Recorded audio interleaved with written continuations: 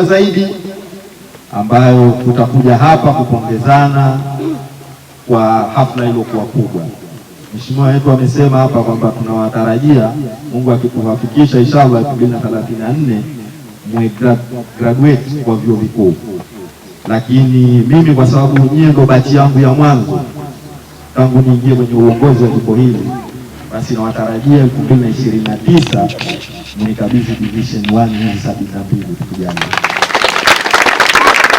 Na kwa kweli mimi ahadi yangu kama ambavyo nilipokuwa nikiitoa kwenye mikutano ya kampeni kwamba ni kuwatumikia, na mimi niko tayari kuwatumikia na kuwasimamia ili division 1 hizi nizipate, kwa sababu nyinyi ndio mchango wa nchi.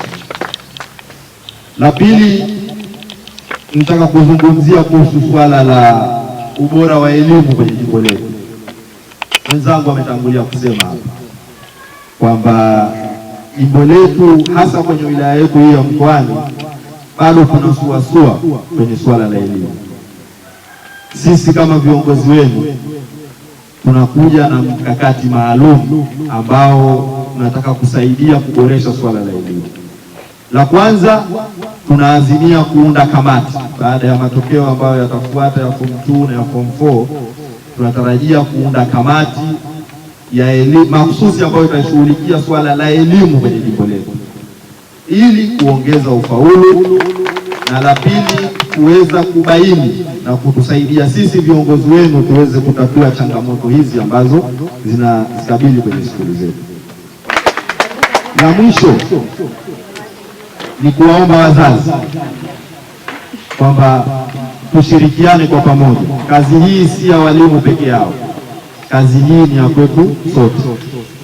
Kazi hii inahitaji mashirikiano, kazi hii inahitaji kujitoa ili kuweza kuwasaidia vijana wetu. Kwa hiyo mimi waombe wazazi, walimu pamoja na wanafunzi kwamba tushirikiane kwa pamoja kwa yale ambayo yatakuwa yako ndani ya uwezo wetu sisi kama viongozi wenu, basi tutayatatua mara moja. Yale ambayo ni ya kuyachukua kuyapeleka serikalini, mimi mtumishi wenu nipo na nitayachukua, nitakwenda kuyasemea serikalini, ili tukimaliza mihula yetu hii ya uongozi ambao nyinyi mmetuamini, basi tuwe tumepiga hatua kutoka sehemu moja kwenda sehemu nyingine. Kwa hiyo niwaombe sana wazazi, walimu pamoja na ndugu zetu wanafunzi kwamba tushirikiane kwa pamoja katika kufanya kazi hii. Moja, kwanza niwapongeze uongozi kwa hayo mliamua kuyafanya, kwa sababu ni muda mrefu hajafanywa hayo mambo. Kwanza pili ziende kwa wazazi. Nashukuru katika mwaka ambao tulikuwa na mashirikiano wa asilimia takriban 98, basi wazee walikuwa pamoja na sisi. Shukrani nyingine ziende kwa walimu wenzangu. Nafikiria tulienda vizuri kwa niaba ya shule zote, na naamini ndio wako huu leo. Baada ya haya kilichofanyika, tutaongeza mashirikiano ya kutosha baina shule zote ambazo zilikuwa zipo kwenye jimbo la Chambani. Pia kufanya mitihani ya pamoja kwa kila baada ya muda tutafanya haya kuanzia hivi sasa. Shukrani za tatu ziende kwa wanafunzi. Kama alivyosema mzee hapa, wale wanafunzi walipambana kwa juhudi zao wenyewe.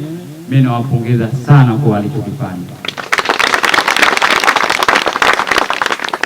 Jimbo letu la Chambani bado matokeo hayajawa mazuri, lakini mimi naamini baada ya muda, ikiwa tutaendelea kuwapa watoto hamasa kama hivi, na mimi tutafika mbali zaidi. Nimesimama hapa kutoa shukrani kwa nyinyi mlokuja kutupa sisi zawadi tuliopata 2025, na tunaombea kwa Mungu awajalie mema duniani na akhera. Kwa niaba ya kamati za skuli za jimbo la Chambani tunatoa shukrani zetu za dhati.